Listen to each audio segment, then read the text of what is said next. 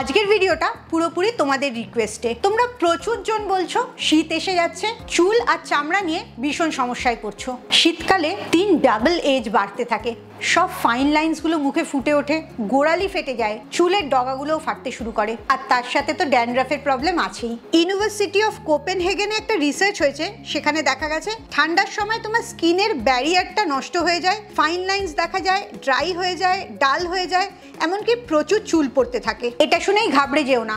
ঘাবড়াবার আসল কারণটা হচ্ছে এমন 5টা ভুল তুমি করো যার জন্যে গরমের রোদে স্কিন যা নষ্ট হয় তার থেকেও বেশি স্কিন নষ্ট হয় এই শীতের সময়। আজকের ভিডিও থেকে জানতে পারবে তোমার চুলটা আর স্কিন এই শীতকালে কিভাবে রক্ষা করবে যাতে কোনো রকম ক্ষতি না হয় আর তুমি একদম ইয়াং লুকিং থাকো। আর লাস্টে এমন একটা ইনগ্রেডিয়েন্ট বলবো যেটা এর আগে হয়তো তুমি কোনোদিন শোনোনি, এই শীতে তোমার সেটা ম্যাজিকের মতো কাজ করবে। তাই একটু স্কিপ না করে পুরো ভিডিওটা শেষ অবধি দেখো। Welcome to good life with Sukanya. আমি lifestyle correction coach.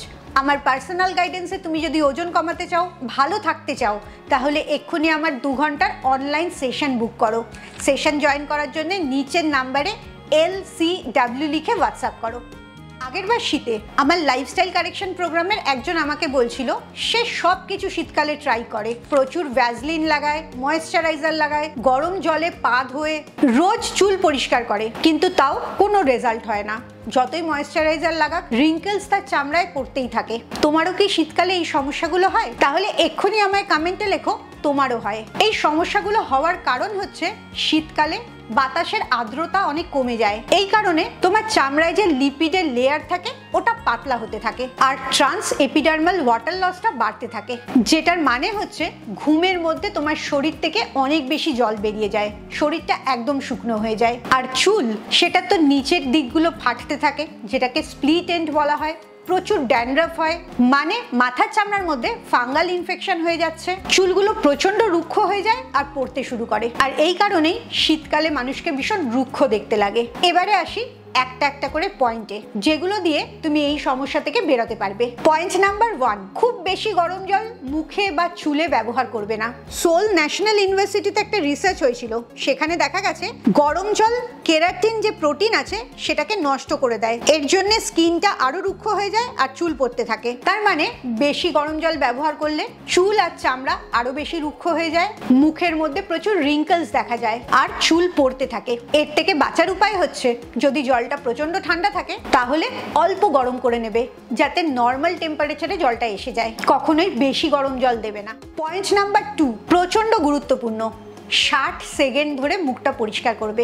Dermatologist doctor ফুমিকো টাকাসু এটা সাজেস্ট করেছে, মুখটা যখন তুমি 60 সেকেন্ড ধরে পরিষ্কার করবে তখন মুখের টেক্সচারটা অনেক বেটার হয়, লোমকূপের মধ্যে যে তেল থাকে সেগুলো সুন্দরভাবে পরিষ্কার হয় আর স্কিনটা অনেক বেশি ব্রাইট হয়ে যায়। মুখ পরিষ্কার করারও একটা সময় লাগে, চট করে মুখে ফেস ওয়াশ লাগালে আর জল দিয়ে দিলে তাহলে প্রপার পরিষ্কারটা হয় না। তোমার চামড়ার মধ্যে পলিউশন ঢুকে আছে, সানস্ক্রিন লোশনটা ঢুকে আছে এবং অনেক ব্যাকটেরিয়া ফাঙ্গাসও গ্রো করে গেছে, তাই সেগুলোকে সব পরিষ্কার করে বার করতে চামড়াকে কিছুটা সময় দিতে হয়। একটা মাইল্ড ক্লেনজার বেছে নেবে, সেটা সারা মুখে লাগিয়ে মুখটাকে 60 সেকেন্ড ধরে একটু ম্যাসাজ করবে, যাতে লোমকূপের ভেতরে সেই সাবানটা ঢুকে যায় এবং লোমকূপটা পরিষ্কার করতে পারে। এরপরে জল দিয়ে ধোয়ার পর ঘষে ঘষে মুছবে না, চেপে চেপে মুছে নেবে, যাতে স্কিনটা একেবারেই ড্যামেজ না হয়। এই 60 সেকেন্ড ধরে তুমি যখন ফেস ওয়াশটা দিয়ে মুখে ম্যাসাজ করছো তখন ব্লাড সার্কুলেশনটা ভালো হয়ে যাচ্ছে, এতে তোমার রিঙ্কেলসটা বা ফাইন লাইনটা প্রচুর কমে যাচ্ছে। এবারে আসি পয়েন্ট নাম্বার 3, ভীষণ গুরুত্বপূর্ণ, উইন্টারের ডায়েট, যেটা তোমার স্কিন আর চুলকে ভালো রাখবে। আসলে 70% খাবারের উপর নির্ভর হয় তোমার চুল আর চামড়ার স্বাস্থ্য, মাত্র 30%-এর উপর নির্ভর করে তুমি কি প্রোডাক্ট ব্যবহার করছো। শীতকালে তোমার শরীরে প্রচুর ওমেগা 3 দরকার হয়, এই ওমেগা 3 তোমার ইনফ্লেমেশন এবং রুক্ষতাকে আটকে দেয়, তার সাথে ভিটামিন ইরও খুব দরকার পড়ে চামড়াটাকে চকচকে রাখার জন্য। পলিফিনলসের দরকার হয় অ্যান্টি এজিং হিসেবে, আর হাইড্রেটিং ফুড যেগুলোর মধ্যে প্রচুর জল আছে, কারণ শীতকালে বাতাসে আর্দ্রতা কমতে থাকে। তাই ভারতীয় খাবারের মধ্যে প্রথম যেটা রোজ রাখবে সেটা হচ্ছে ফ্লেক্সিড নয় চিয়া সিড, রোজ অন্তত একবার করে খাবে। যে কোনো সামুদ্রিক মাছ খাবে, অ্যালমন্ড 1 মুঠো খাবে, তাতে প্রচুর ভিটামিন ই থাকে। হাফ চামচ বা 1 চামচ বিশুদ্ধ ঘি খাবে, যেটা তোমার স্কিনের লিপিড ব্যারিয়ারটাকে রিপেয়ার করে। সিজনাল ফ্রুটস খাবে, বিশেষ করে আমলকি, কমলা লেবু, পেয়ারা, পেঁপে, এই ধরনের খাবারগুলো।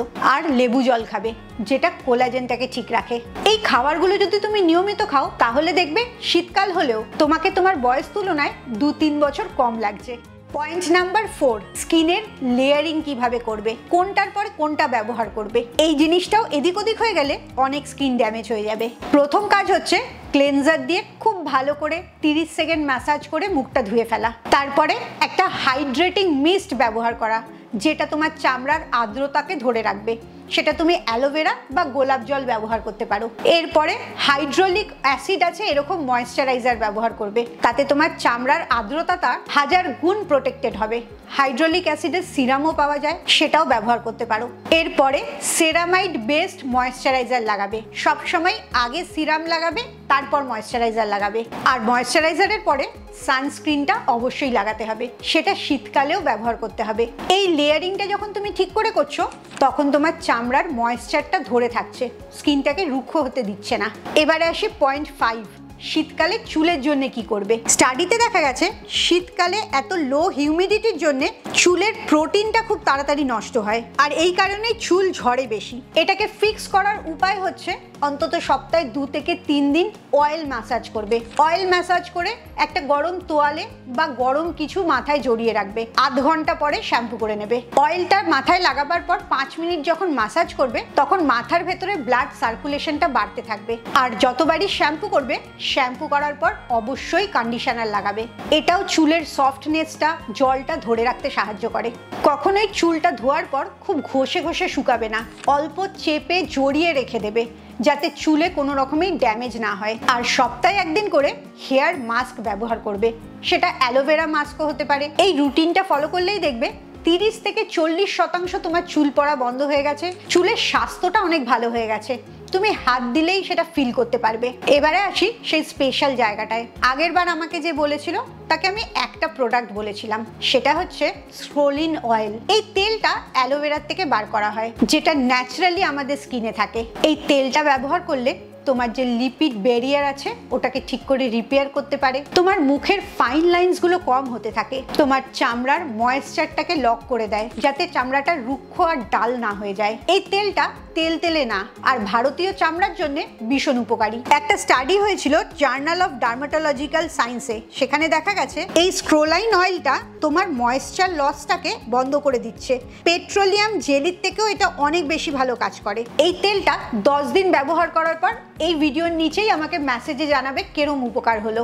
আমি শিওর তোমার চামড়াটা একদম গ্লাসের মতো চকচক করবে। যে চুলের আর চামড়ার রুটিনটা ফলো করতে বললাম, এই রুটিনটা 7 দিন ফলো করো, নিজেই দেখতে পাবে আগের শীতকাল অবধি যে সমস্যাগুলো তোমার হচ্ছিল এবারে সেগুলো আর হচ্ছে না। শীতকালে চামড়া আর চুল এই দুটো কি করে ঠিক করবে সেটা তো বলে দিলাম, কিন্তু অনেকেই আছো যারা গ্লুটেন একদম সহ্য করতে পারো না। কারা গ্লুটেন সহ্য করতে পারো না, গ্লুটেনে কি সমস্যা হয়, আর গ্লুটেন ছাড়া কি ধরনের খাবারই বা তুমি খাবে যাতে তোমার খুব ভালো ওয়েট লস হয় আর অবভিয়াসলি পেটের চর্বিটাও খুব তাড়াতাড়ি কমে, সেটা যদি তুমি জানতে চাও তাহলে অবশ্যই পরের ভিডিওটার জন্য অপেক্ষা করো। খুব ভালো থাকো, মানসিক আর শারীরিকভাবে একদম সুস্থ থাকো। আবার পরের ভিডিওতে তোমাদের সাথে দেখা হচ্ছে।